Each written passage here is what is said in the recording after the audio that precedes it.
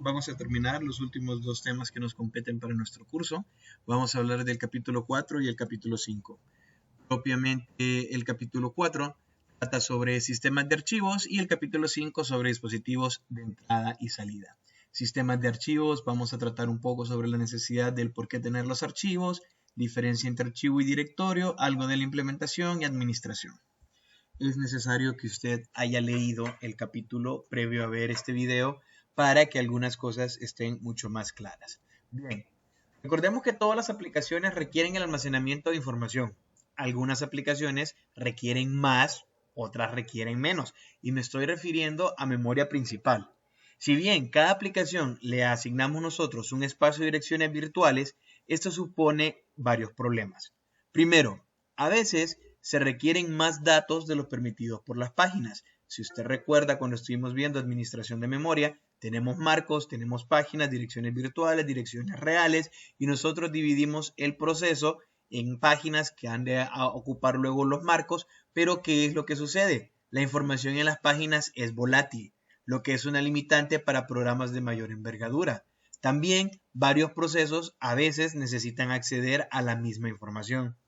Esto nos da pie para remarcar la necesidad que nosotros tenemos de preservar información por mucho más tiempo y como pueden haber programas que requieran acceder al mismo segmento, también es necesario hacerla accesible para varios procesos. Ok, tenemos que considerar que debe ser posible almacenar una gran cantidad de información, que esta información no debe desaparecer y que debe estar disponible de manera concurrente para muchos procesos. Así como se creó una abstracción para entender el procesador a través del proceso y la memoria física a través de espacio de direcciones, páginas y marcos, hemos creado una abstracción para resolver las tres consideraciones anteriores, estas tres últimas de acá. Esos son los archivos. Los archivos son unidades lógicas de información creada por los procesos, los cuales pueden leer los existentes o crear otros si es necesario, procurando que la información contenida sea persistente.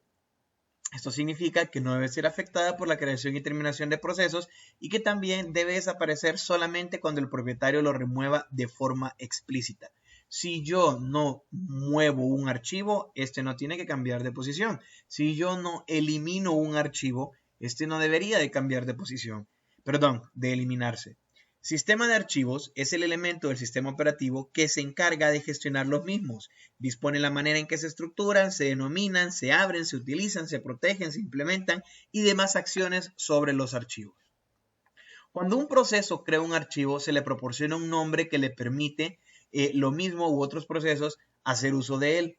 Aunque el proceso que lo ha creado haya sido finalizado, el archivo debe quedar ahí. Dependiendo del sistema operativo, las reglas que pueden seguirse en nomenclatura de archivos. Es decir, nuestro sistema operativo determina cuántos caracteres puede tener un archivo por nombre, qué caracteres se permiten, si se distinguen o no entre mayúsculas y minúsculas, si permitimos caracteres especiales, si puedo empezar el nombre del archivo con un número, etc. Es común dividir el nombre del archivo en dos mediante un punto, el cual separa la denominación, el nombre del archivo, del tipo del archivo. Y el tipo del archivo es importante porque gracias a esta extensión es como nosotros sabemos qué acciones tomar con respecto al archivo por parte del sistema operativo. Esta extensión del archivo puede tener 1 o 4 caracteres y siempre van después del último punto.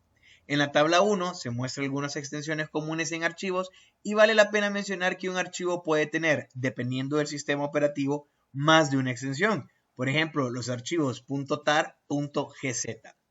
Aquí nosotros, esta es la tabla 1, donde podemos ver archivo.back, que es un archivo de respaldo, .c, un programa fuente, CPP, código fuente en C++, etc. Todos están nombrados. Y todos llevan luego del punto una extensión que puede ir de 1, 3, 4 caracteres. Puede tener de 1 a 4. ¿Ven? Tenemos 3, tenemos 2, tenemos 1, tenemos 4. Recordemos que la extensión es lo que dice o lo que le da pie al sistema operativo de con qué proceso o con qué aplicación debe de manipular ese archivo. En algunos sistemas y programas las extensiones y nombre de archivos son convenciones y no son impuestas por ellos. Sin embargo, otros que sí deben distinguir ciertas normas. Por ejemplo, en Windows, los .exe y los .dll tienen funciones específicas. En Java es necesario que el archivo principal lleve por nombre el nombre de la clase principal. Cuando el sistema operativo está consciente del significado de la extensión, abre la aplicación óptima para su tratamiento al momento de querer abrir el archivo. También nosotros podemos decir o elegir en cualquier momento abrir un archivo con otra aplicación y la facilidad de poder hacer esto depende de sistema operativo a sistema operativo. La nomenclatura me permite denominar un archivo mientras que la extensión especifica el tipo del mismo. En los sistemas operativos no es posible tener archivos con el mismo nombre y el mismo tipo en la misma ubicación. Esto se refiere a cómo se almacenan en las unidades correspondientes. Y vean, hay tres maneras en las cuales nosotros podemos almacenar archivos en nuestras unidades de almacenamiento correspondientes. Secuencia de bytes sin estructurar. El sistema operativo no sabe ni le importa qué contiene el archivo. El mismo se presenta como una secuencia de bytes cuyo nombre y tipo determinan su gestión. Unix y Windows utilizan esta metodología. Es la más flexible de las tres, porque repito, cuando usted evalúa la extensión, sabe a qué aplicación llamar y esta aplicación es la que tiene que conocer cómo interpretar el contenido. Secuencia de registros. Ningún sistema de propósito general lo utiliza actualmente. Se utilizó con mainframes y con tarjetas perforadas. En este modelo, cada archivo es una secuencia de registros de longitud fija. Cada uno con cierta estructura interna. La idea era que la lectura devolviese un registro y la operación de escritura modificara o agregara un registro. También tenemos secuencia de árbol, donde cada registro posee una llave y la idea es usar esa llave para localizar el registro. Este sistema se utiliza en mainframes de procesamiento de datos comerciales. Veamos, esto es byte a byte. Yo tengo una secuencia de bits, una secuencia de bytes, que no me interesa qué es lo que tienen, pero cuando yo lo abra, el sistema operativo va a saber qué es cada uno.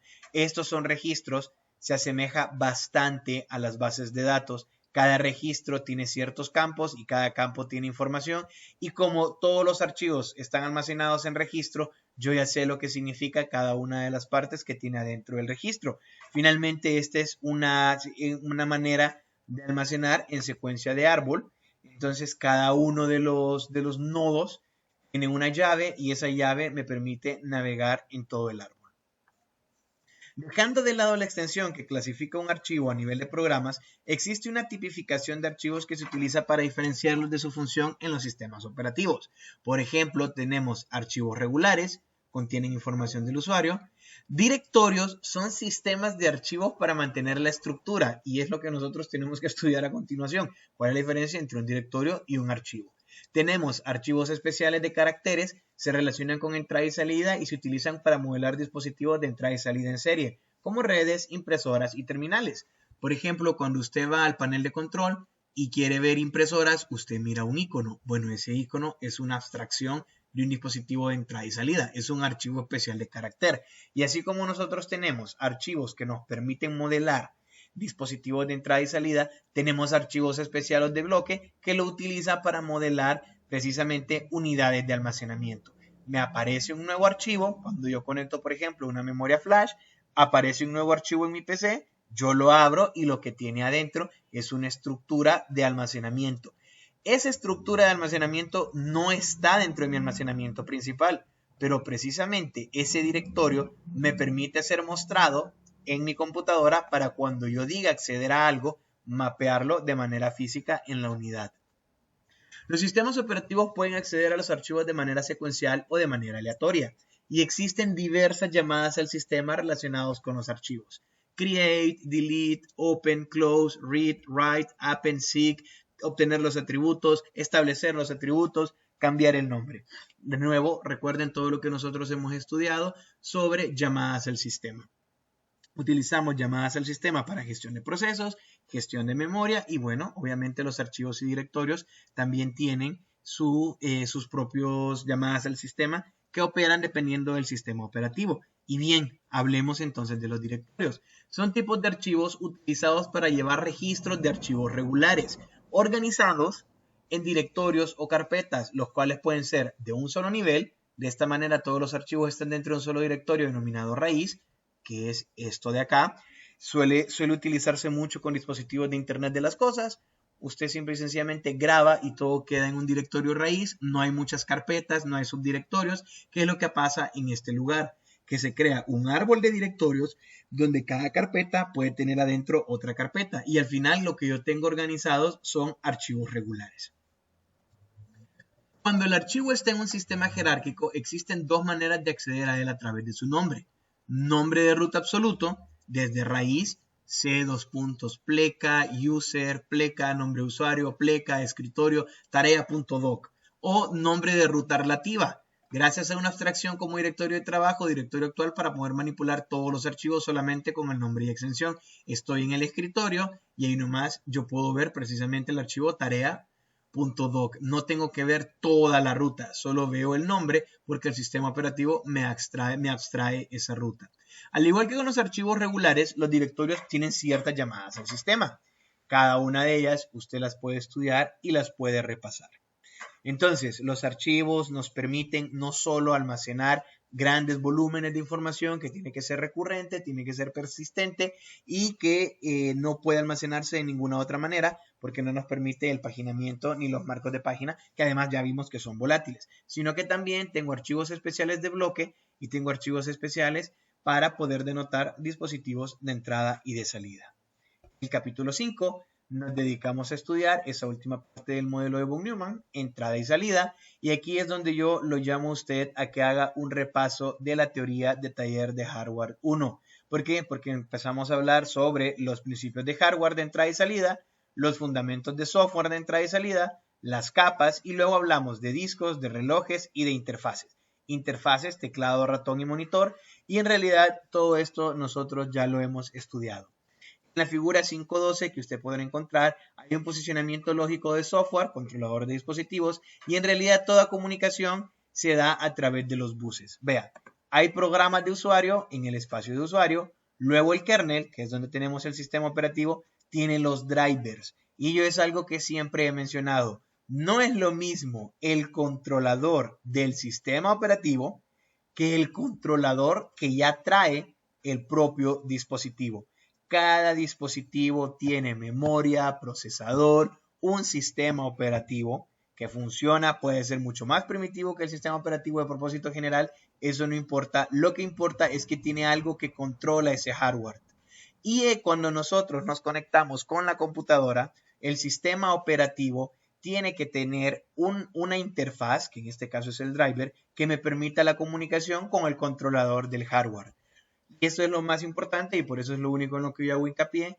Nosotros tenemos que tener una interfaz de controlador estándar. Si nosotros no tenemos una interfaz de controladores estándar, tenemos que incurrir a la actualización de drivers del sistema operativo. ¿Por qué? Porque el controlador del hardware no va a cambiar a menos que el fabricante lo actualice. Entonces, para cada tipo de hardware, nosotros tenemos que tener un controlador diferente. Pero si la interfaz es estándar, si nosotros manejamos la misma arquitectura, el mismo lenguaje, las mismas llamadas, es mucho más fácil y es mucho más simple tener compatibilidad, especialmente cuando no es posible hacer la actualización del sistema operativo porque pueda que no tengamos acceso a una red. Bueno, a ustedes hacerme cualquier consulta sobre estos dos capítulos. Ya saben, las evaluaciones están listas, entonces los espero.